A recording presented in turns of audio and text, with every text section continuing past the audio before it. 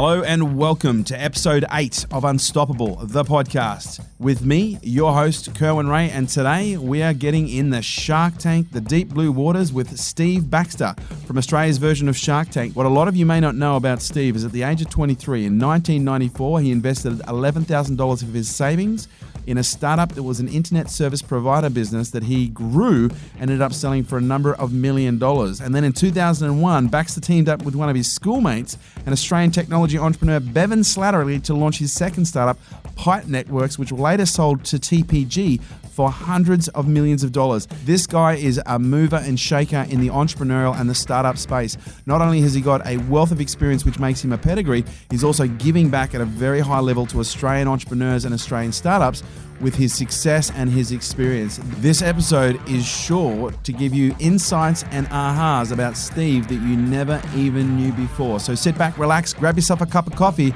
get yourself jazzed, because this is going to be one for you to remember. Listen up.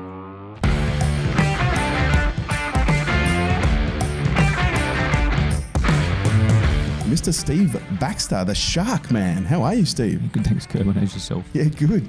Great to have you here. You've come down from Brisbane for this, so we appreciate that. For perhaps anyone in Australia or perhaps overseas, like a lot of people overseas who are listening to this may not know, we have Shark Tank in Australia, but for those people who perhaps are overseas or don't know who Steve Baxter is, what's the breakdown? What's the short version of how we got to where we are today, mate? Oh, the short version is I started a couple of businesses, one back in 1994, which was a dial-up internet service provider in Adelaide. Yeah, right. Sold that in 2000 and started another business in Brisbane in 2001 with a bloke I went to school with in Rockhampton. We listed that. We started that in 2001. We listed that in 2005. Sold that in 2010. And I've been an early stage investor and an advocate, I suppose, for entrepreneurs and early stage businesses ever since. So you're quite and again, you're a very humble guy, which is one of the things I appreciate you, but you're quite a thoroughbred. So you've been in business now for, what are we talking, like 30 years? Oh, shit. By 94. No, not quite 30 years. Yes. That's in 2024, 94. No, 25 years or so, but yeah, 25 years. And so I'm curious to know from you, like what back in the very early days of when you got into business for yourself, like what was the driving force? What was the motivator? Yeah, so I saw an opportunity. I mean, I think that probably speaks to a lot of people. They see opportunity. Actually, Glenn on the show has a really good description. He calls it an entrepreneurial brain snap. So, you're a technician, you know how to do something, so you figure you'll monetize it, turn that into a business. I looked over someone's shoulder at a computer user group meeting and saw a web browser being used. I saw a web browser being used, and I knew the world was going to change. You could just see that for the moment. You could actually interact with the server through this really, really easy system, and it changed a lot more than I thought it would. That's for sure. So I've actually forgotten the question I'm answering now. So how you got into business? Yeah, I got into business. Yeah. So I saw that. I mean, I was a soldier, so I actually joined the army. I was living in Rockhampton, Central Queensland. At 15 years old, I enlisted in the army. So yeah, right. What's wrong with recruiting? What's worse than recruiting a 15-year-old? That's signing a 9-year contract. So you would have gone to Townsville, trained in Laverick Barracks? No. Went down to Victoria. So I did an army. I did an electronics trade in the army. Okay, right. So did that down in Albury, in Wodonga, on the border. I ended up doing just shy of 9 years in the end. I had a really good boss who I started my business whilst I was still in, and it started going crazy. A really good boss who let me out early, about 6 months early, about probably 5 months early. And I saw an opportunity, and you just knew the world was going to change. Modems were getting cheap. Windowing systems were getting available. The CGI, Common Gateway Interface, not computer graphics, but Common Gateway Interface, the way you actually interact with the server. There have been web browsers before, but you couldn't actually interact that well with a server except through static HTML. And the CGI first version or the first standard, I think draft they call them, was actually released.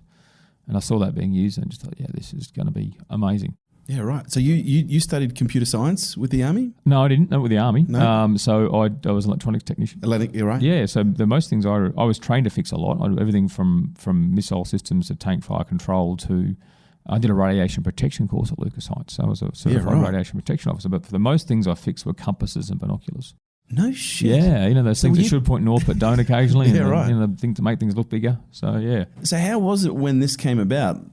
were you still in the army when you had the interaction with the web browser for the first time? Yeah, very much. That was November. It was early than that. It was probably like June '94. Okay. We started. We spent the money in November '94 and got the business going. So you started the business yourself? Yeah. Okay. And how much you started? Is this the business you started with 11,000 in capital? $11,000, yeah, that's it. Yeah. Right. Home loan deposit. A home costs $125,000 back then. That's pretty amazing too. Right. That's Adelaide as well. It's not. But that being, I like Adelaide. Don't go off your nanas at me. But it doesn't tend to have as runaway house prices as the East Coast, obviously. Yeah. Right. So we did that. We actually started that. We installed 14 phone lines into an army married quarter. So the army were actually your first client? No.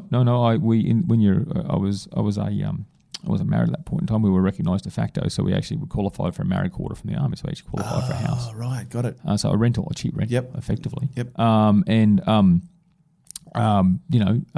You weren't supposed to do things like that. You weren't supposed to run a business, let alone install 14 phone lines into a house you didn't own. So this was a side hustle? No, it was, yeah. Didn't bother asking permission because I knew the answer. So that was just a wasted conversation, right? Rather ask for forgiveness than permission? Yeah, they sort of never really found out. I actually had half the unit on as customers in the end. That was fantastic. That's hilarious. So, started that and, things just went crazy. I think our unit had about 6, we call establishments. So it had 6 positions for my trade on in their budget, so to speak. Yeah. And I was the only one there. And so when I sort of went there and said, look, boss, I want to get out. And my boss is quite rightly going, we are the only air defence unit for Australia. I probably can't let you do that, and which is a fair call. Yeah. But he said, if you be a good boy, well, not in these words, but if you be a good boy, and we've got a large exercise coming up at mid-year, if you do that, then I'll put a good word in, and we'll see if we can get you early when we get back. And he was true to his word. Yeah, right. Yeah. And it wasn't that good, but he's still true to his word. But did you get the business to a point where it was making, clearly you made money quite early on as a side hustle, but were you making reasonable money, or did you take a real punt to leave the army early? The army back then was a fantastically well-paid profession. It was well above average wage, it's for sure. Okay. So it's gone through its fits and spurts. It's a lot better now.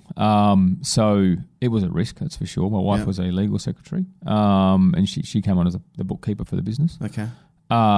So we always made money. We could borrow.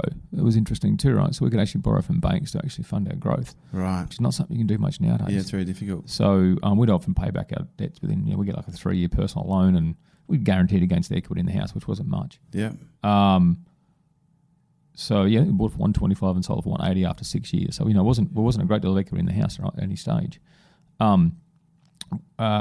We'd pay them back within 3 or 4 months, and it's a whole thing. You go get your first loan when you don't need it. Yeah, exactly. That way the bank manager likes you, right? Yeah. So when you do need one, he'll give you one, in a hurry. So and we probably got 3 or 4 loans over the time to fund that business. So yeah. So first year annual revenues, what was that? Oh Christ, that's a long time ago. What's a Shark Tank? What's a Shark Tank? I cannot recall. Well, I guess where I'm going with this is, one of the things, because we work with a lot of businesses and a few startups as well, but one of the things that I hear from people, especially early stages, oh mate, I don't know how to, I need to stay motivated. And I'm just curious to know what your drive was. Stay motivated. It was a bloody long time ago. So, look, I think when you burn your bridges, you got some pretty good motivation. Yeah. So, leaving the army, I could have gone back, I suppose. I didn't really want to. I was keen to make that business work, and it just did. It never. I get asked a lot of complex questions by people, and think they expect deep answers. Yeah. There's a few on the list you gave me here too, right? Which I'm like, I don't know how to answer that. I'm just going to tell you the truth. People expect sort of Dalai Lama-esque answers. I can't give them. It's like, well, we just worked our ass off. Yeah. People walked in the door and wanted to give us money, and we just took it off and we gave them better service. And you worked your ass off. Yeah. Are you someone that where structure and discipline has come quite naturally? And the reason I ask this, I read an article. I used to work for a guy called Stephen Covey. He wrote the book, The 7 Habits of Highly Effective People. And so we used to do a lot of work with, Fortune 500 companies. And I remember an article was circulated, and I think this was actually back in 1996, and it was from an article in Forbes magazine in 92, where they'd basically gone through and researched the CEOs of Fortune 500 companies for the last 50 years of the top 5% Fortune 500 companies. And they're looking for patterns, and they identified 3 patterns. They said that the top CEOs of these companies, they had a background in either elite competitive sports, not necessarily professional, martial arts, and ex-army. There you go. Yeah, and I've always been really fascinated by that. And one of the things that that I've identified is there's an enormous level of structure and discipline in the army in order for you to adhere to the process of not getting put in the hole. But one of the things that I also see in business is in many cases there's a lot of this isn't something you have. There's an ad sale beside the window here. Sorry, the windows. So this is we said this is like we got fucking Spider-Man coming down. But so I'm curious to know from you, and I guess I'm looking for two perspectives here. First of all, your perspective on what the Army gave you that perhaps maybe contributed to your success. But secondly, with the early stage businesses that you've worked with, you've obviously going to be starting to see patterns between the ones that are successful and the ones that aren't. So I'm curious if there's any kind of relationship that you've seen between, the structure and the discipline and the order that the Army gave you and your ability to incorporate that in a commercial way. Look, the Army gives you lots of things. It definitely gives you a work ethic. I have a very low tolerance for people who don't turn up to work on time, or who I don't mind how much piss you drink the night before, providing you turn up, you can do your job. So the ability to function is pretty high. Knowing what you have to do, not to let your team down. It's pretty important. I'm a huge fan of process and procedure. And one of my favourite books is The E-Myth, which I'm sure you've read. Oh, I know Michael very well. Yeah, he's a good friend. So, I didn't read that until, probably 03, 04, I want to say. Right. But I'd probably been doing most of that before then anyway, just because it makes sense, right? Yeah. So what did the Army teach? So I think it teaches a lot of bad things as well, and it's bad in a business environment in that you tend to take betrayal quite personally, which is tough, to be honest, because you don't do that shit in the Army. In wartime you get murdered. Yeah. Right. So and in the barracks you'll come across very, very bruised and bloodied. You meet a few socks with bars of soap. Yeah. It's not the thing you do. Exactly. You know what I mean? You don't tend to get through much training if you're that sort of person anyway. So. But as a result, in business, where people sort of say it's just business, it's like, it's fucking not just business. You're being a dick, right? Yeah. So maybe borderline alcoholism. Maybe not borderline. No. So the Army, it does give you structure. It gives you that discipline. It gives you, I think, it gives you the appropriate sense of urgency. Yeah. It biases you towards action, which I think is I suppose a property of all entrepreneurs that I like is that they're biased towards action. They don't sit down and stare at the belly button too long. They just get the hell on and do it and figure it out as they go. Yeah, I like that.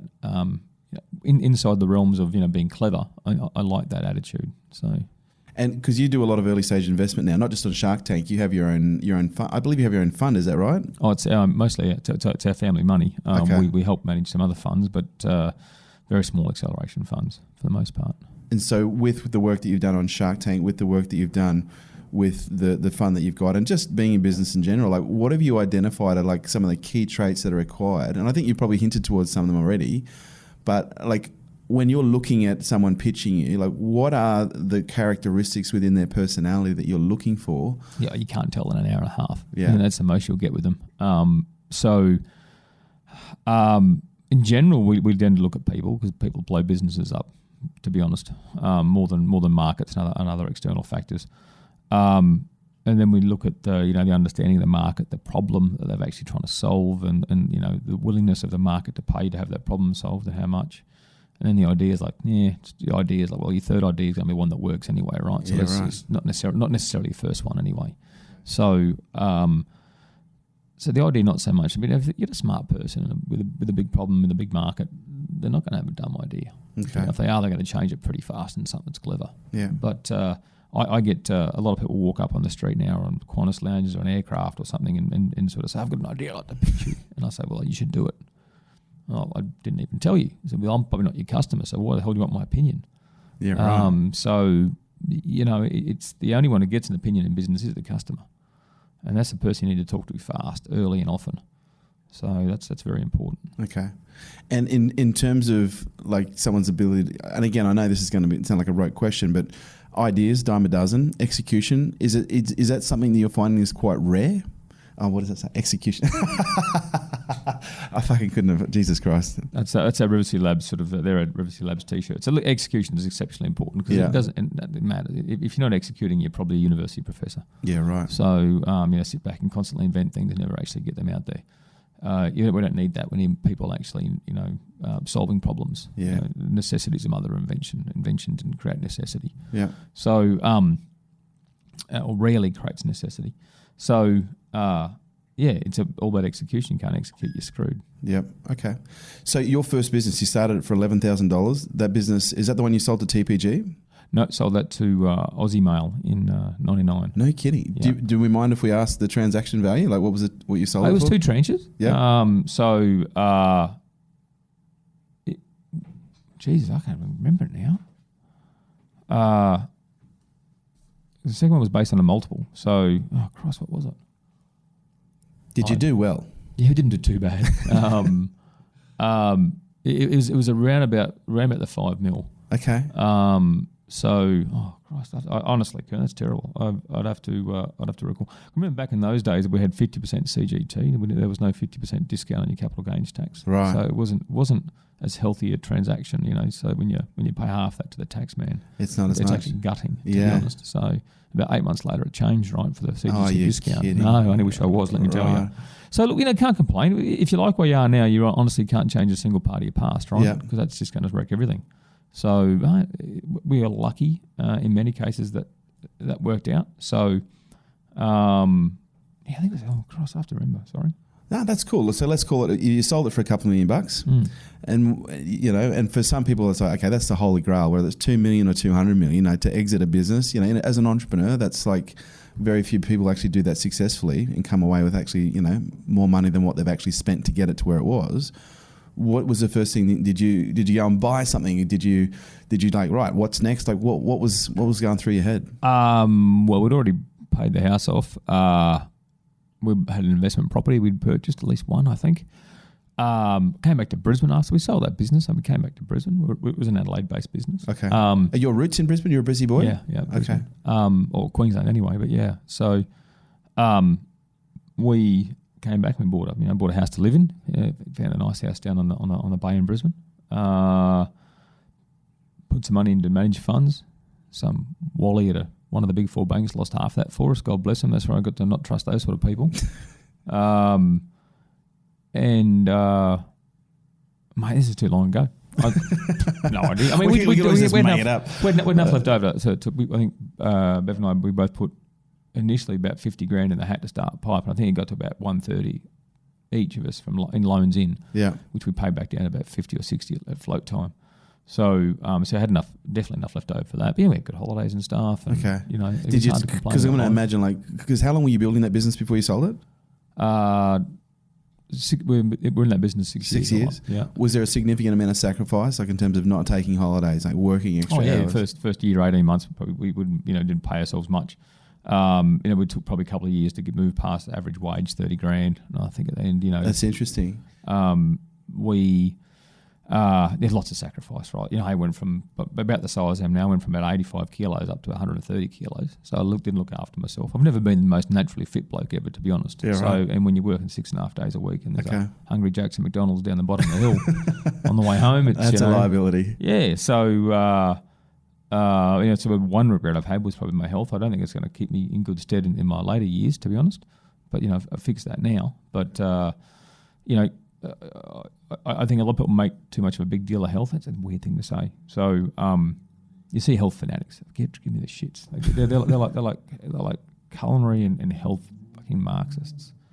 Health was one of those things. It's only really important when you lose it. It is, but you can go too far. I mean, I know some exceptionally healthy people who have heart attacks at 38. Yeah, true story. So there's a lot that's not deterministic, right? And I suppose when I go this, you get the whole food trend thing, right? The food trends is 15, 20 years ago, it was the food pyramid, which we now know is giving us glucose, giving us what I call diabetes, the whole thing, right? So, got to be very careful with these food trends. They really disturb me, food trends. Yeah, right. We crawled out of the caves because we ate the occasional red meat and, we occasionally gathered berries because berries are harder to gather, right? Animals are easier to kill than to farm.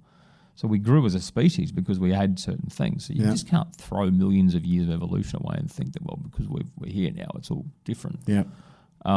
Also, don't think it's calamitous. Don't get me wrong, but just leave people live their lives. And I don't know what it is with fitness and food. People just get so freaking obsessive. Oh, they just preach at you. Yeah. As you can see, Shark Tank. I was going to imagine you've probably seen a lot of it coming through. Oh yeah, you get. Is that a turn off for you? That's one industry that's a bit of a turn off for you.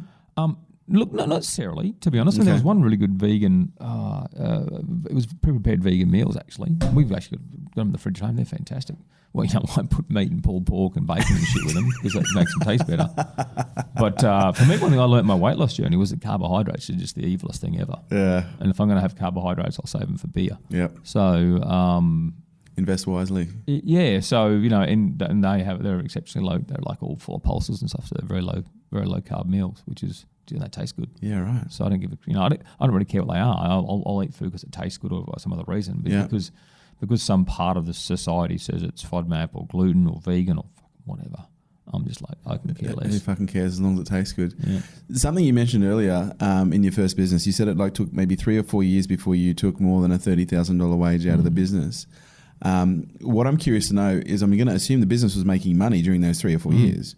What were you doing with that surplus money that you weren't employing people and growing? Okay. Yeah. I mean, it was a hell of a business. It was, if you lost money being, and that we started, we were probably the 20th-ish ISP in Australia. And at one point there, by the time we probably exited, it was probably 800, and at the peak it got to about 1,200. And then got, back down a couple of years after, it got down to a few hundred. So it was a big boom bust business, let me tell you. And if you couldn't make money doing that, it was a cash cow. I mean, we used to drive down to the bank twice a day and probably bank about, $30,000 a day. So we'd have shop front people would come in because there's no online, right? The credit card stuff didn't work. Well, for the first good few years they didn't. There was a lot of stuff that didn't work. A lot of cash business. People mail money in or all the rest of it. Yeah, seriously. EFTs were hard. Mail order internet. I fucking love it. EFTs were hard, the whole thing. So, yeah. Okay.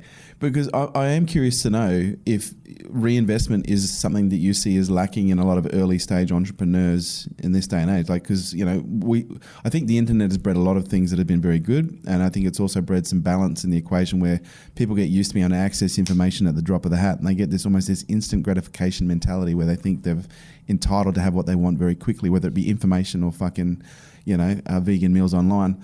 But what I do see a little bit, but I'm more curious, not my perspective, yours. Do you see people more interested in taking money out of the business than reinvesting it into the business as an issue that prevents people from actually scaling?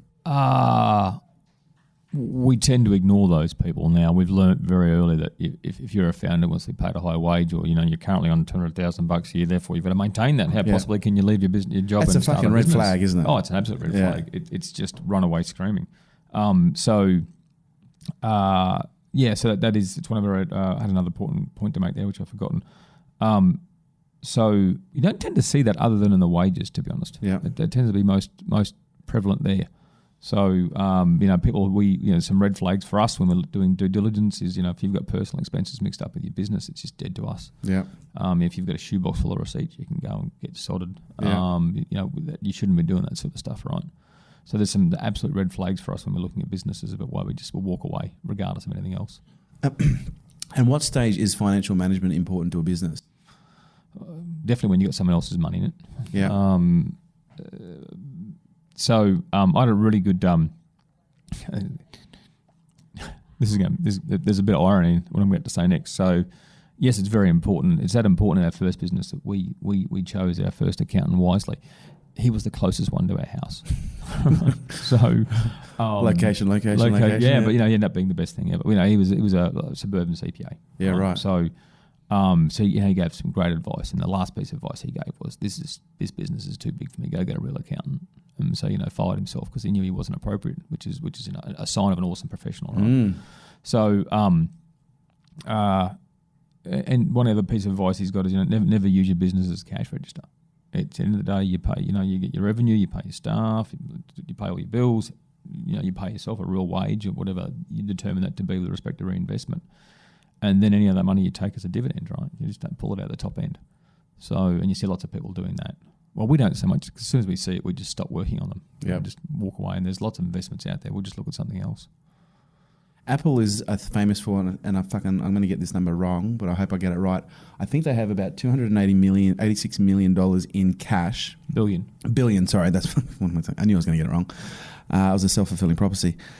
Billion in cash sitting in the business. And I remember early stage, like when I first saw that or first started reading about that, like this is maybe going back a decade ago, I was like, okay, I honestly think there's something in that.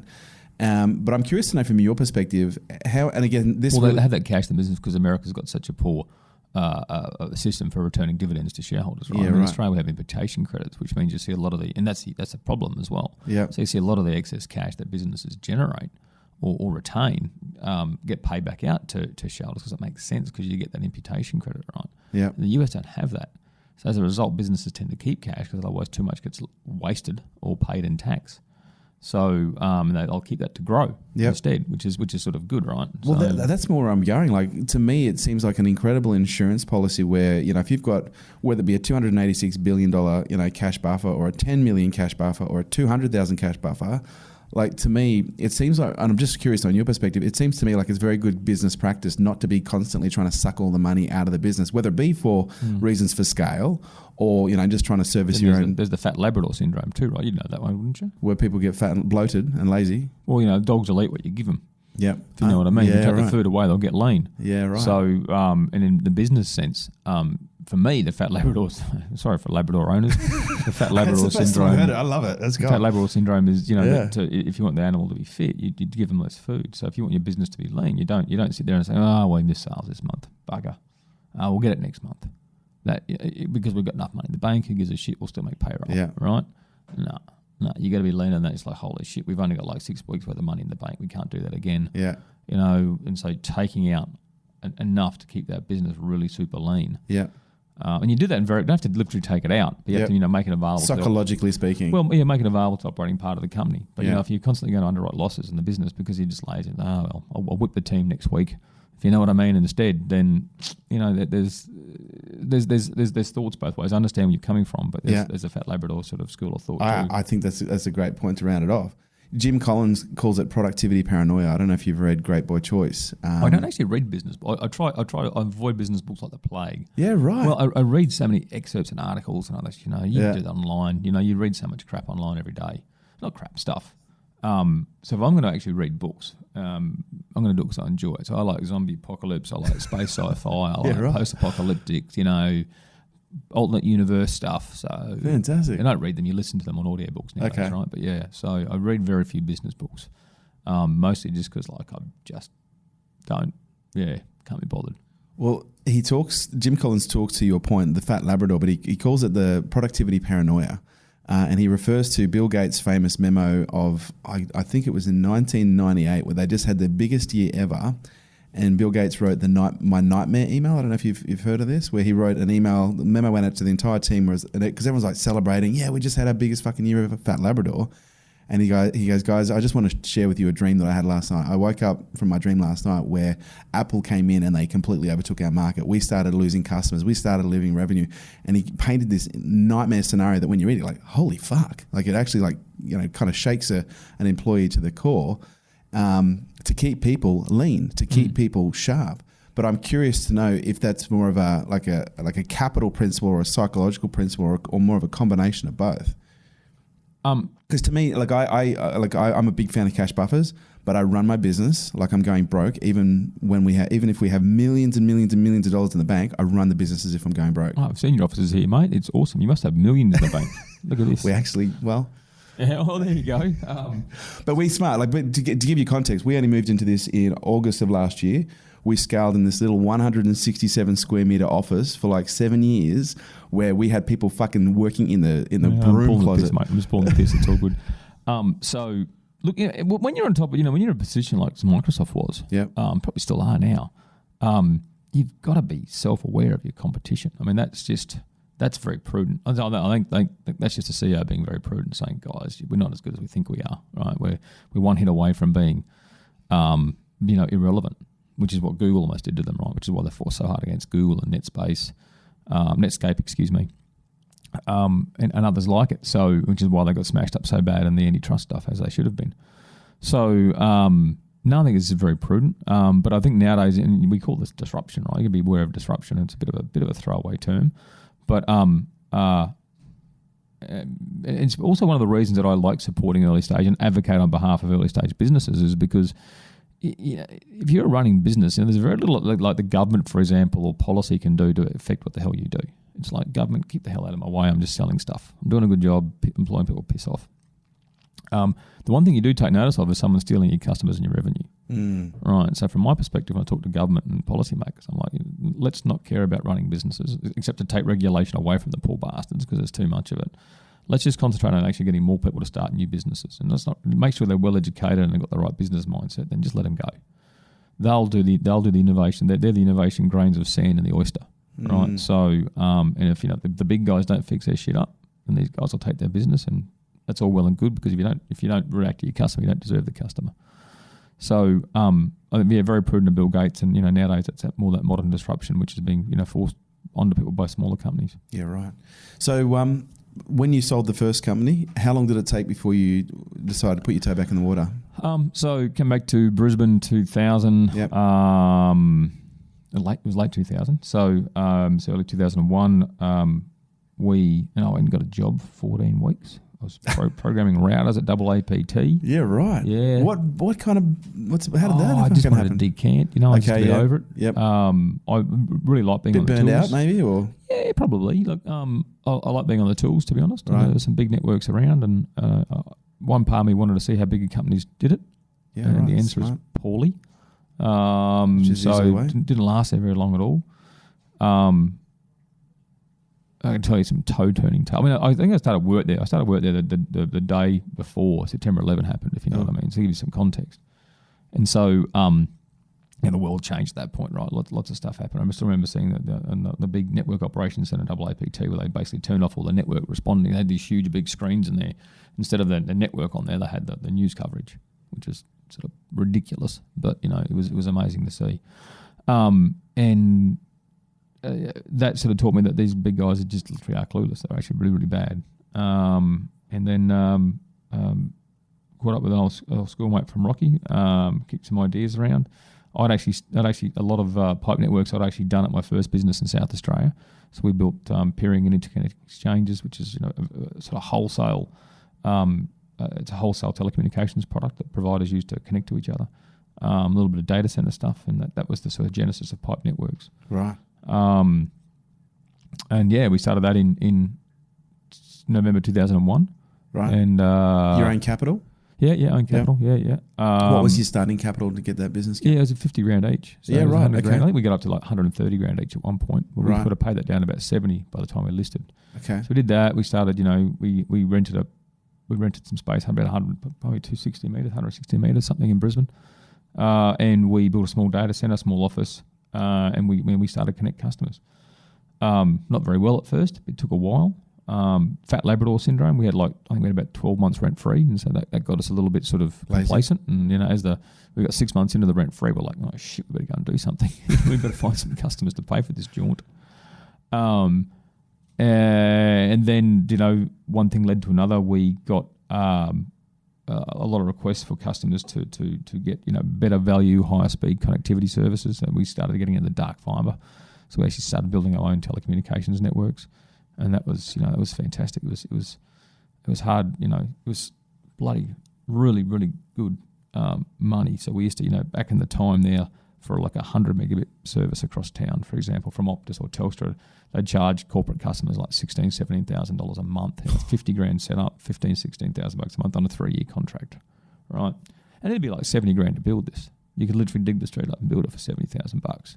So we worked that out, and we went to these customers and said, well, what we'll do is we'll charge you $70,000 once up, then $2,000 a month, and you've just got to pay us up front because we had no money to build it, and so we use customers to manage our cash flow. Strange concept, cash is really easy when you get it from customers. And we did lots of that basically, and just kept building network. The thing is, we'd put in a fibre cable which had 216. Or probably half that, or probably 144 potential customers on it you could put on it, and we'd sell. That first customer got one of those 100, so you had 143 customer routes left, and so our subsequent sales on that route were like 99% gross margin. It was just, you could only make more money by selling drugs. It was just fantastic. Wow. So not that I know what drugs go for, but really good business. That data centers in 2006ish, we started looking at international connectivity. We ended up building a submarine cable from Sydney to Guam. So, and you guys fully self-funded all this? No, we listed in 2005. Okay, so it started in 2000 we started in 2001. 2001. Listed 2005. Yeah, we did our first. This is why I get a bit dirty on some of the valuations that entrepreneurs put on businesses. It's ridiculous. We did our first capital raising in November 04.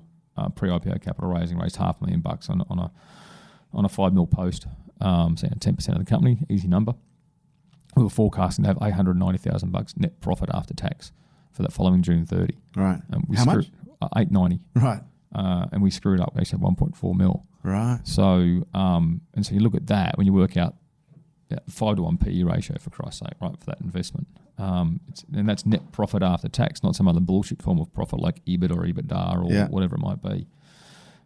We ended up listing for, I get this wrong, we raised 3.5 mil. I'm pretty sure it was 3.5 mil. And I think it was post money, it was about it was a 14 mil valuation post money. Yeah.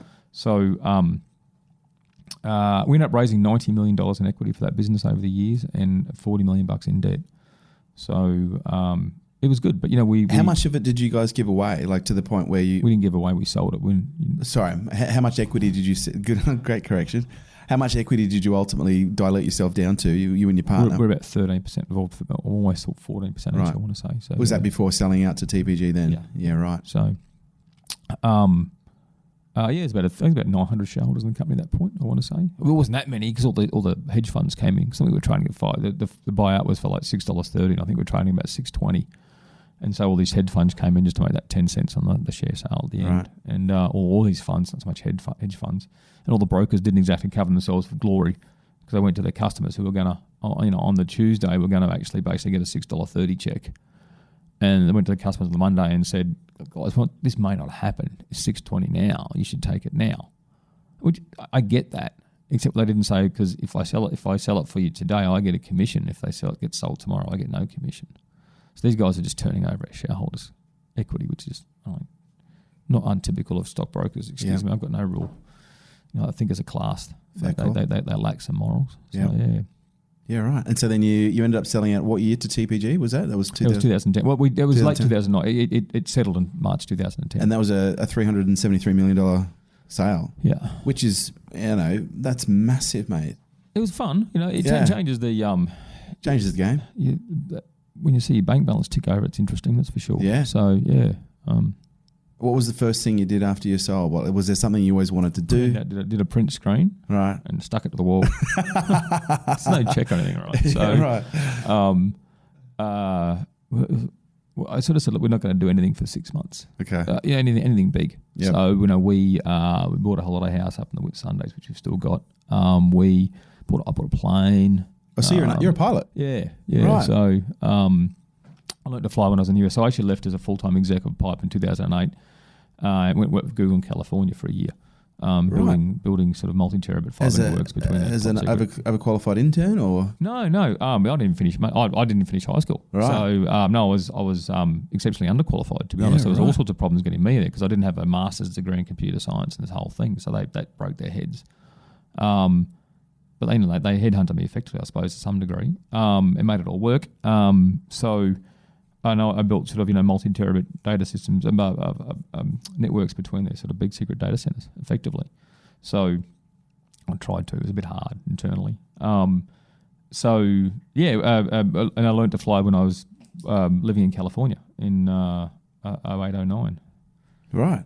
So, which is an amazing place. And so you've still got your plane now? Yeah. What do you fly? Different one now. So I've got a twin commander, so it's a high wing twin turbine, a small version of a QantasLink aircraft. Would be the best description for it. Yeah, right. But it's nice. It does, it's about 3/4 the speed of a jet, and it. What's your range?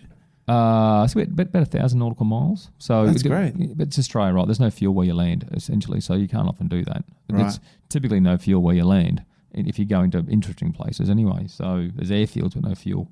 So, you've just got to stop somewhere on the way and pick up some gas and land with some gas so you can... Because I actually bought it to go from Brisbane to the Gulf of Carpentaria to my favourite fishing island, a place called Swears.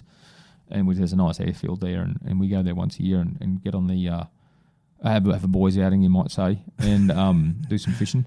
And so it's my Golf or Carpentaria fishing machine. So you can put 5 fat fishermen in it and go fishing. And I can fly from Brisbane to there in one go, but I just can't take off again because I won't have enough fuel, right? So I stop using Hewenden or Richmond or something on the way. Yeah, right. About 2/3 pick up fuel, stop there on the way back. And not a bad fishing boat, hey? It's not bad, you know. Yeah. So it's a good wagon. Good rough. You know, you can land on some pretty shit unimproved strips. You know, that's why jets are hard in Australia. If you want to really get out and see Australia, you know, a lot of these places you could put the jet down once, but it's fucking not taking off. Not getting it off. Yeah. So how many hours have you got up so far? I don't know. Should add them up. I think it's probably about 1,000. Mate, that's excellent. Well done. Yeah. So what do you do as with flying, fishing, getting fat with your friends on fishing trips? What else do you do to defrag? Like, how do you unwind? Well, in the last 5 years, we've got a family now. In the last, we finally sort of managed to have kids. So the last 5, our daughter's 5. Our eldest daughter's 5. How old are you, if you don't mind me asking? 47. Okay, yeah, right. And our we've got a pair of twins at 18 months as well. Shit, what's today? Yeah, 18 months in a couple of days. So 5-year-old and a set of twins. Yeah, a set of twins. Yeah. And what lessons have you taken from business that do you think have made you a better father? Shit. Or vice versa? I don't know. I hope I'm a good father. Pretty sure I am, but it's up to others to judge, I suppose. I'm rooting for you, pal. Look, out of business there, probably none. More from a family and stuff. Right. Not even any stuff. like it from a leadership perspective? Well, I'm terrified. We're going to somehow mentally and or occupationally break our daughters. You know what I mean? That's actually. I'm starting to think a lot more about that, about resilience questions and things like that. So I don't. There's a great book that was written by a guy called James Oliver on parenting called "They Fuck You Up." But the beautiful thing is, kids are quite resilient, but we do play. There is such an enormous responsibility that we have by becoming conscious of the environments and the language that we use when we raise kids, because the wounds that we create for them are the wounds that they have to ultimately deal with. Yeah. So out of business, probably none. You know what I mean? So nothing. I can put my finger on, nothing definitive, nothing material. So what I do is, in the last 5 years I've been looking after family. I suppose that's it's a different speed. Yeah, it is. You can't. We had a long time on the family journey. So in the meantime, we did a lot of traveling around the world, and we lived in the US for a year. We've been to I've been to the Cricket Caribbean, the World Cup in the Caribbean in 2007. That was fantastic. We've just done some great holidays too. Yeah, right. So we've managed to travel quite a bit, which has been fantastic. Not so much now we've got kids. It's just, we do, but it's just tougher. It's just, we got one in school, so it's a bit, you wait for school holidays. Well, it sounds to me like you've actually done it kind of smart. Like you've got all the, you don't think so? Do you sometimes wish you had a bit more energy in the tank? Because, look, families happen when they happen. So ours we didn't wait for ours. We worked at ours for like well over a decade. Yeah, right. So it was hard fought. Yeah, look, everything's worthwhile is hard fought, I suppose. Yep, so, true. But yeah, no, we didn't plan it that way. And I'm as being with Dad first up at 42, I was petrified, and doing it again at 46, where the hell I was, and the last two turned up. I'm just like, fuck, what am I doing? I want to be there for them when they grow up, and at some point I'm not gonna be. We're all not gonna be at some point, right? And that's just gonna. Do you enjoy being a dad? Oh yeah, very much. It's hard. It's confusing. They have kids. I don't know about boys, but I've only got girls. But they have very much of a better, much more different attachment to their mum to their dad. And for the first year or two, they're just crying shit bags and tea bags, right? How beautiful! Don't get me wrong, but it's hard. It's hard to get any sort of feedback and any. Steve's next book, which is called Parenting 101 from 0 to 12 months, is coming out shortly in bookstores everywhere. Just smear with feces on the front. So. Yeah, no, I enjoy being a dad. No, it's good. It's hard. I mean, I'm sort of caught between sort of trying to do other things and be a dad at the same time. So, are you still quite busy now, like with the work that you're doing? Yeah, I am. And I've only got myself to blame for that. So, you like being busy? Yeah, I think so. Bit of a workaholic kind of perspective, or I don't like doing nothing at home. So if I wasn't doing work, I'd be doing something else. Yeah. So, I don't know what that'd be. Maybe I should use my boat more often. I've got a sort of 30-foot fishing boat I don't use often enough. It's just sitting there sort of dissolving into the water, I imagine. I don't know. Pretty sad what we do to our toys. So, I'd have to be doing something, that's for sure. So look, you've clearly made an enormous amount of money in your career. You've had an enormous experience. You're now a father later in life, which is great as well. But What is it that drives you now? Like, do you have a conscious connection with what drives you, or are you autonomously just driven to wake up and do the things that you do every day? Yeah, probably the second one. Okay. What drives me? I do enjoy working with people who, entrepreneurs, early stage businesses, and they're typically younger people who are out there to change the world. I get a lot of trouble for talking about young people all the time, and all the old people get all cranky, which is funny actually. I just do it to set them off, I think. But the reason I like younger people is that they typically have personal runway, so they can live at home on the couch in mum and dad's place and eat ramen noodles, so they don't have a wife or a partner and kids and a mortgage, and they haven't. They also don't know what's impossible. They haven't actually lost that spark. They actually want to try crazy shit that might actually work. So so we need them. We need them with a bit of fearlessness. And as you get older, you tend to know that you tend to get cynical, I think, personally. So there's lots of attributes to young people that make them more backable, which doesn't mean old people aren't backable. Yeah. Because young people are more backable. So you've worked with, like, early stage seems to be a lot of your focus right now.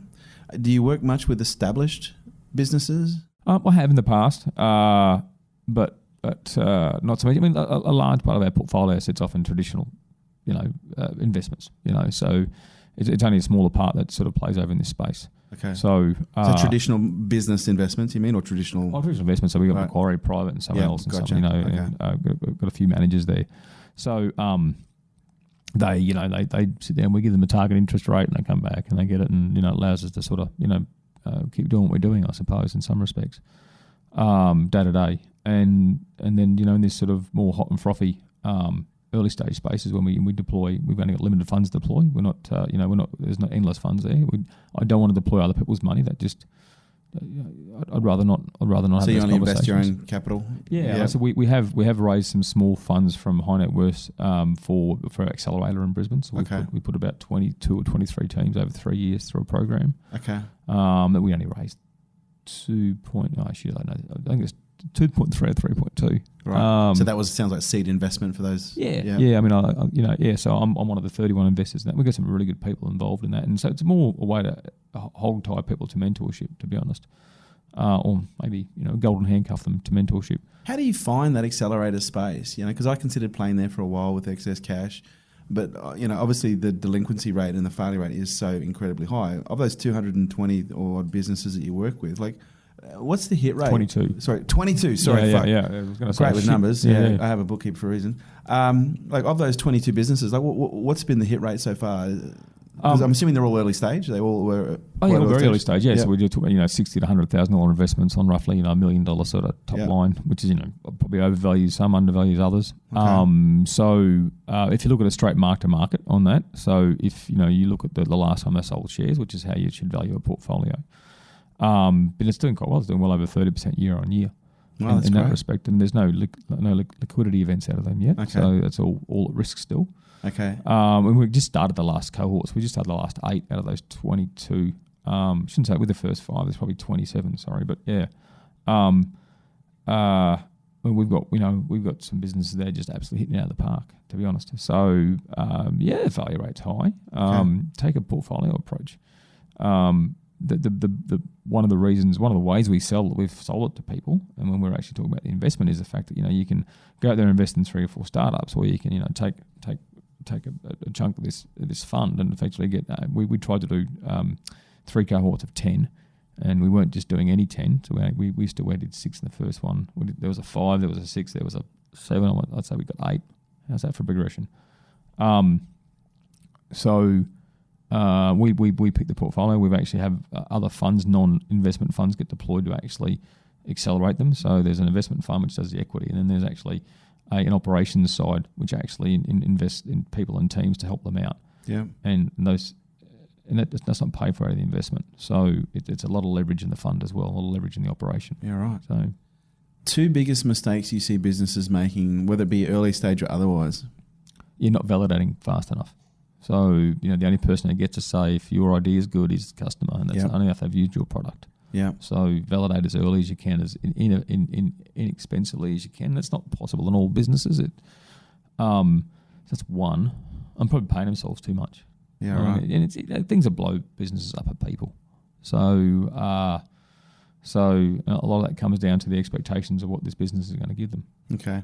And do you think that when you say how people pay themselves, do you think it's kind of rooted in a little bit of an entitlement mentality of people think I've worked really hard for 3 years, I should be paying myself $200,000 or? No, this is more when they start. It's like, well, I'm currently, an XYZ person being paid $160,000 a year. And this is the word you'll hear. I can't possibly move and have a startup unless I get paid the same. And it's like, well, stay in your job. Yeah, we don't want you. Yeah. So, suck it up. It's going to be tough for a couple of years, Buttercup. Yeah. So, buckle up, Dorothy. Cancer's about to go bye-bye. That's it. Yeah, right. And your two greatest lessons that you've taken from business that you think, if there was two golden gems of wisdom that Steve Baxter could share with the rest of the world for people in business, like what would that be? I know it's a big ask. Yeah, no, it is. It's one of these questions I have a lot of trouble answering because it's just I've always been more of a coal-faced guy. I'm sort of, what's the problem? Let's deal with that. Yeah, well, no, when you're at the I suppose when you're at the coal-facing, prices are high, you start cutting coal, right? Yeah. So, two big lessons out of business. So, some throwaway ones. I'm always a fan of just know your numbers. So it's not just your sales stuff, but know what's in the bank, know what you're spending, know how much runway you got left, know when you're going to run out of money, a whole bunch of things. What actually kills businesses is the lack of cash. The whole bunch of fancy things lead to a lack of cash, but essentially it's a lack of cash. It just comes down to, and I think that you've got to provide value. So you've got to find that problem to solve that people are willing to pay for and provide that value. Bunch of other ones, like the customer's never wrong. Which is crap because there's some really shitty customers out there. And they are, consumers. Are you a fan of building businesses though where there is a level of selection? And I guess it's all dependent on when in the market you're playing at. But one of the things that I'm quite passionate about is only working with people that I enjoy working with. And, basically having a sign on the wall that's like, this is a dickhead-free zone. Yeah, you try and do that. You don't always get it right? No. So, no, we don't. If we are, the average time between start and successful exit's 8.6 years. Yeah. So, if you're doing a quarterly meetings, that's a lot of meetings. You've got to sit across from a table with something you don't like. Yeah. So, and you may grow to dislike them by liking them. But, so no, you've got to believe in them. You've got to believe in their skills. You've got to believe in their business ethics and a whole bunch of other stuff. Otherwise, it's it's a pretty tenuous relationship. And that if you're going to invest, for me, if I'm going to invest in something like that, I'd prefer just to give that to my Macquarie private guys, and they can go and knock themselves out and have those awkward conversations. They've got no heart. That's why you pay them all that money. So. Well, did you have a big takeaway from working with Google for a year? Yeah, value. Yeah, look, it was very little positive from my Google experience. Wow. We're in the red-headed bastard stepchild side of the company. We're in network design, network construction, net ops. And they're full of very smart people who get to do things their way. And the thing about building a fibre network or a telecoms network, people do lots of really cool stuff on the internet, right? They make Google Maps or Google Search or AdWords. There's all these really cool sort of weird brain things, right? When you build a fibre network, it's like building a road. It's flat and black. That's it. They honestly thought you could do it wavy or googly or something. It's like, no, if this thing's not flat and black, the car's not going to run. Yeah, right. And it's just like, no, we're going to do it different. No, mate, it's flat and black. We can do that cheaper. Don't get us wrong. And there's ways of that more efficiently and a whole bunch of other stuff. But they applied too much what they call googly thinking to, what is it really simple? Building fibre is easy. Right. It really is. So would you put that under like ego, or because we Google, we do things differently? Yeah, well, everyone was told that they're the smartest person in the world. That's why they've been hired. So therefore, they can do it their own way. Yeah, right. Coming down to actually writing, everyone had their own little system to manage their own little part of the network. I've never seen such a disjointed internal network. Wow. It was just lots of things were surreal about working at Google. Lots of money hides lots of evil, right? Yeah. So, it was very instructive. So I saw an internal survey there once that talked about how, what do you like about working at Google? And people said, the free bus, the free food, I can bring my dog to work, I can do my clothes at work. Every now and again, George Clooney or some other actor turns up and talks to us. And number 7 or 8 was, my job. And I'm like, right, there's a problem. If that's not number 1 or 2, then you're in strife, right? Yeah, right. So I don't think it's actually Google. I think it's very synonymous with large American corporations. They tend to throw people at problems and they tend to paper over issues. For me, my perfect day, if I could give someone who worked on our team and we employed a perfect day. So they get there at 8 or 9 in the morning, whatever time they start, and at 4:30 in the afternoon they go look at their watch and go, oh crap, I've got to go home. Didn't that go fast? Like literally, the day goes like a blink, which means you've been productive, you've been fulfilled, right? You're absorbed in something you love. Yeah, and you've probably got something done. Yeah. So, because let's face it, if the boss is down your throat all day because you're doing the wrong thing, that wouldn't happen that fast, right? So, how important is it to do something that you love as an entrepreneur? Yeah, pretty important. I mean, that's probably half the reason you might do it, right? Yeah. So you tend to be good at it and you like it. You start that way anyway. Whether you finish that way is another story, because it can be pretty bruising affairs, businesses. So, and not all successful, right? So you can be left, doing something you love. And, I've backed people whose, the dream hasn't worked, and, we've, it's failed, I suppose, and they've come through it and probably, hating what they started in some respects, at least hating the journey, therefore hating what they started. So, but in some respects, especially that tech startup space up in Queensland and then I suppose Australia in general, I advocate on behalf of early stage businesses, and I'm not out to start lemonade stands. I don't give a shit about lemonade stands. People ask me the whole constant startup versus scale up. Fuck scale up. I don't care about scale up. We're out to build companies that are going to change the face of the Australian economy. And if you want me to work and through government policy and support, if you want to do stuff that means you're going to grow at 10% a year instead of 8% a year, I don't give a shit. We need people growing at 10% a month. Yeah. So because those businesses that are uniquely Australian, are uniquely tied to a piece of footpath here in Australia, will be. They might have an element of foreign ownership, but they're always going to be here employing people. It's going to be tough to take a lot of that structural stuff away. But right now, if you look at the front page of whatever smart device you're carrying in your pocket, and you work out the companies who own your icons on that front page, work out their market capitalisation and how many people they employ. Now, March last year in mine, so I'm holding up an Android here for your audience, right? Well, unless it's on the video podcast. Last March when I first did this, those icons, the companies who own those icons are worth $2.6 trillion and employed 540,000 people. Wow. If it was an iPhone, back then add 900 bill, another 120,000 for Apple, right? ASX at the time was $1.7 trillion. Gives you some concept, right? I haven't even gone to the other pages on the damn thing, right? Did it again about 3 weeks ago, $4.7 trillion. 850,000 people. Amazon's responsible for a massive increase in that, in the people count. Once again, about $1 trillion for Apple and another 120,000 people. ASX has grown in the meantime, though. It's gone from 1.7 to 1.9 trill. Wow. So where is all the value in the world going? There's a lesson right there. That's where all the value in the world is going, right? So if we want to be something other than just a consumer of shit that's made elsewhere, we've got to get with this program and literally working on making good small Australian businesses, medium Australian businesses is not going to do it for us. We need a bell ringer. We need conglomerates, Atlassians, and the like. Yeah, right. Social media, what's your take? That's time consuming. Okay. Twitter's a swamp. But in terms of, it's adding that extra layer on the internet, it is really adding a layer of connectivity that either businesses are using well or they're fucking just horrible at it. Well, I mean, you've seen a shift in ad revenue, you've seen a shift in eyeballs, and and I mentor a few people with more traditional businesses, and my favourite American barbecue bloke down the road from me, I have a chat with him type thing every now and again. And he talks about how he gets eyeballs into his shop, how he gets people into his shop, and how he finds those eyeballs. And it's no longer radio or cinema or letterbox drop, right? Yeah. It's Instagram and Facebook and stuff, right? He's tried everything else. That's just what works now. So that it just indicates where things are. Well, you said it yourself, it's time consuming, and that time has people's attention. Because a lot of people aren't watching TV. Well, you've seen the TV ratings, right? When we first started Shark Tank, we're doing 800s, 900s, and I think we're doing 400s now. It's dropped about 80,000, 90,000 a year, in line with free air viewing, to be honest, right? So, those guys are in la-la land. I mean, when NBN actually gets a shit worked out and actually gives you a product that people like dealing with, and you can actually stream stuff fast, they'll lose another 10, 20% of the audience in the first 12 months of that. And that could be the death knell of one of the stations. Is Shark Tank, the license is held by... The license held by... So Sony actually owns the format worldwide. Right. Licenses it, I believe it's a license, I'm only guessing, but 10 have the license, have the franchise here locally. Can you see them ultimately going direct to consumer, like Netflix, Amazon Prime? Yeah, look, I don't know. I mean, if you've ever used the 10 Play service on Channel 10 website, it's just gross.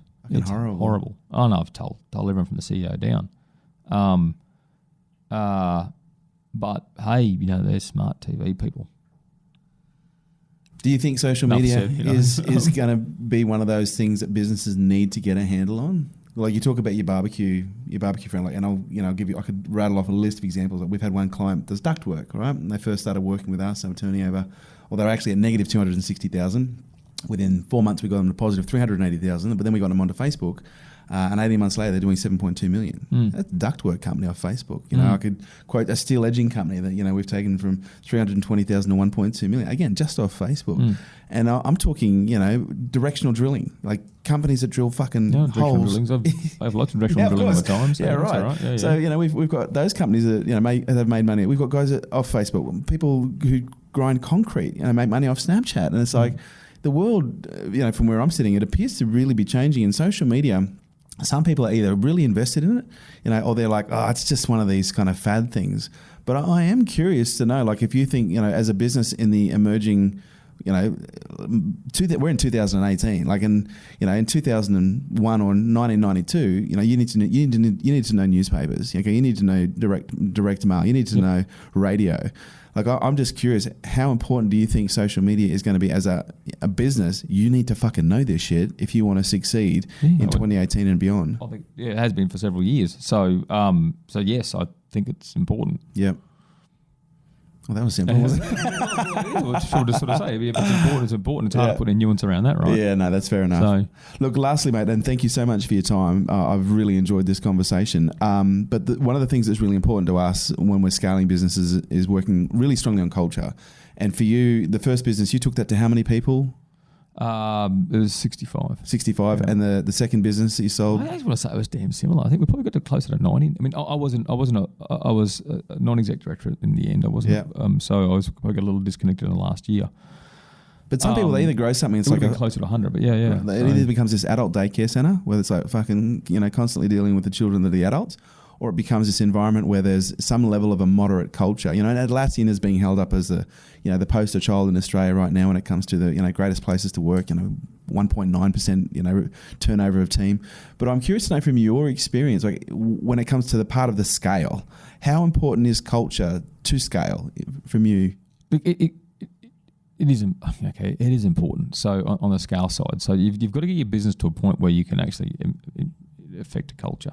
Yeah, if you know what I mean. So when it's 4 or 5 people in a room, that's hard, right? You're just grinding away. There's no culture. Everyone's just on the tools.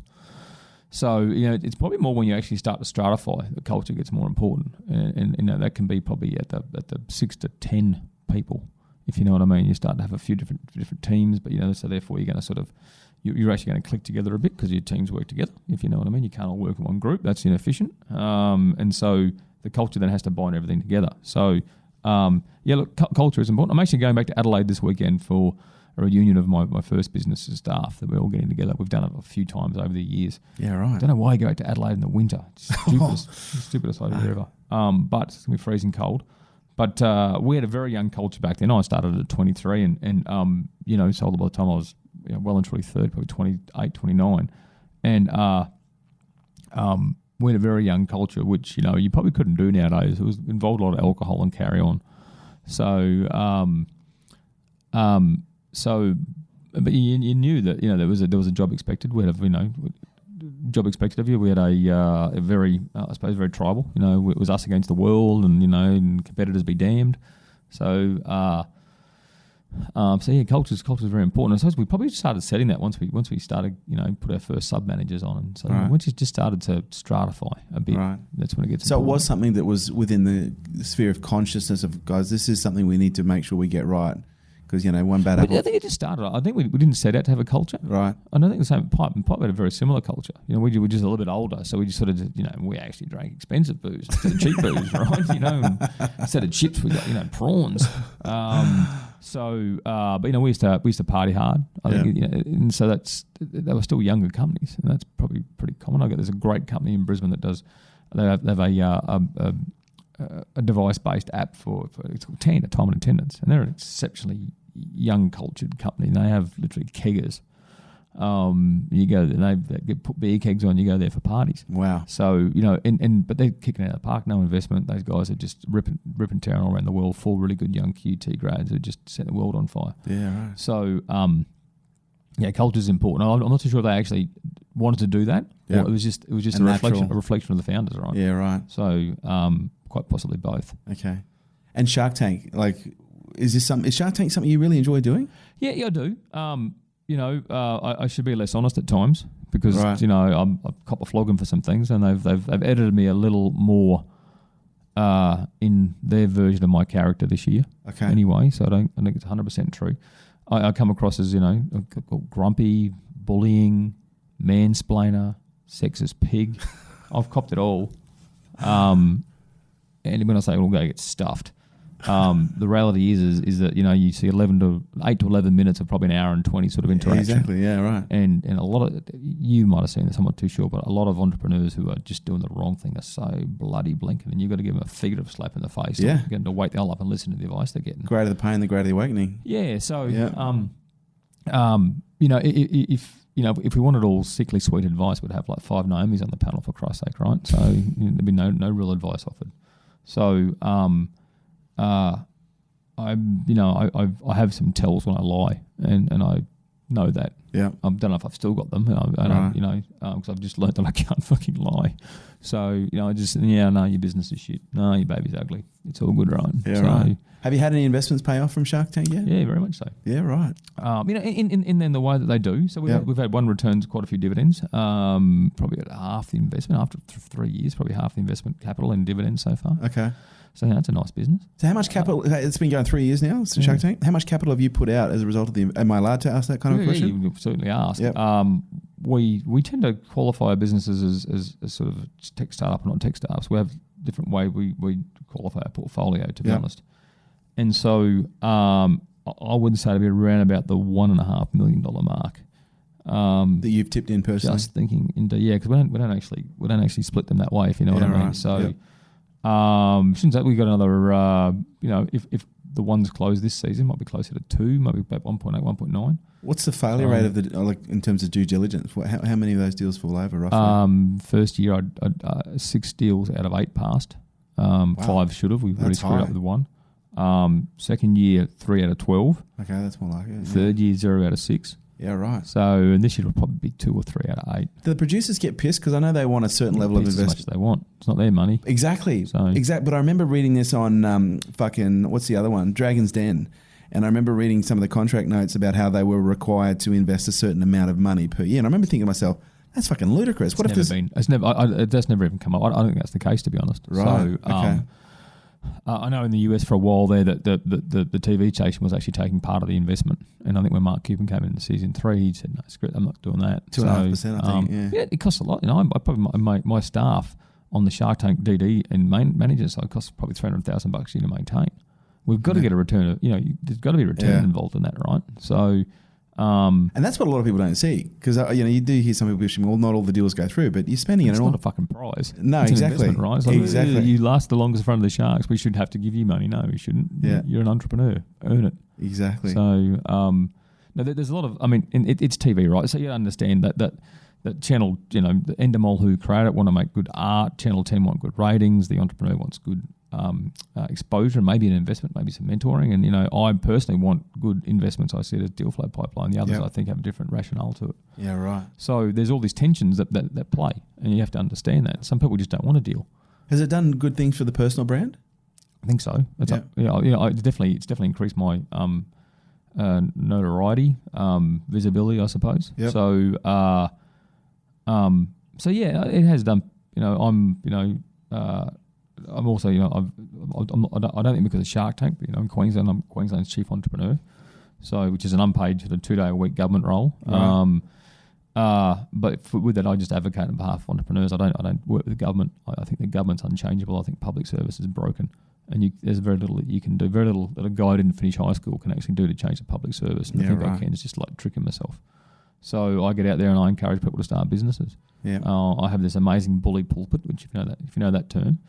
Bully pulpit is basically you have the pulpit like the priest stands behind it. He stands up behind and he just bullies the shit out of you, right? Yeah, and right. just rants and raves and carries on. The press still listen to me, which is awesome. But I do lots of trips outside of Brisbane, so I fill my plane up full of really valuable people for networking. We've gone out to up to Townsville, Emerald, Richmond, Cloncurry, Mount Isa, Toowoomba, Roma, Dalby, St George, Hervey Bay, Maryborough. We've done all these. We're going up to Whitsunday soon. I'm doing Sunshine Coast, which I won't fly to because it's an easy drive, and other places before my gig's up in October, and we just go out there and we network. I'm a huge fan of business networking. Yeah, right. And people in business want to network, but the poor guys out in Blackwater, when they catch up for their monthly Chamber of Commerce meeting, it's the same butchers, bakers, candlestick makers, right? I've got nothing against butchers, bakers, candlestick makers, but it's the same people in the community, right? Yeah. So we bring out people who have just a different perspective. So last time we went out to Paranoia, we took out a chap called Victor Vicario, who's built a hardware accelerator space, like a maker space in Brisbane, and really professional, not one of these horrible sheds, really, really professional, and literally it's a hardware accelerator. A lady called Jasmine Robinson, who's got this amazing business called Rosa's Sauces and Jams. She's got just awesome gourmet jams, and she built that from an inheritance, from a backyard business she inherited when her mum passed, to turning over many millions of dollars. It's an amazing business. She's just a great young lady. A guy called Ian Mason, who was Richard Branson's startup Virgin head for a while. And a lady from Sydney here called Shannon Devon, Sydney Angel, so she's from the investment side. Yeah. So we just take this variety of people out and go, right, let's just sit down and have a chat. What business do you do? Well, how can we help you? The whole deal. So it's about getting that message of entrepreneurship and enterprise. You've just got to affect one person. I go to schools a lot. I just know that I'll talk to 10,000 school kids. At River City Labs, we talk about a different values of conversation. Is it a $10,000 conversation, which might be a conversation with a customer where you can pick up a sale, for example? You've probably got to have 100 conversations to get your $10,000 conversation right. Your $100,000 conversation, that could be a big sale or maybe a small investment. You've probably got to have 1,000 conversations to find that one. And then there's $1 million conversation. Add another zero, right? You've probably got to have 10,000 conversations to get your $1 million conversation, and that's the only way you're going to do it. It's the least efficient way, but the only way that works. So network. And when I say conversations, when you go to an event where there's 100 people, you should try and have 30 conversations and grab 30 cards. If you go there and you're talking to someone you've wasted your time. Go and introduce yourself, understand, tell a bit of your story, hear a bit of their story, advance the cause of your own business at the same time. Fantastic. Steve, I know we've gone a little bit over time, but I want to thank you so much for your time. This has been a real pleasure. Didn't ask half the questions, eh? As I said to you, the fucking producers do this. I'm like, I'm just going to say what I want. I want to get to know Steve. But yeah, it's been a real honor and real pleasure, and I want to honor and congratulate the journey that you've been on and what you've created, mate, because it's absolutely exceptional. Thank you for coming on. No, thanks for having me. Cheers. Thank you. There you have it, guys. Thanks for tuning in to Unstoppable with me, your host, Kerwin Ray. And do me a favor, don't forget to drop me a review on iTunes. Would love to hear what you think. I love reading what you guys have to say. And your reviews make sure we keep creating killer content just like this. If you want to stay up to date with me and all my movements, please jump onto the website, kerwinray.com. And also check us out on social media at Kerwin Ray.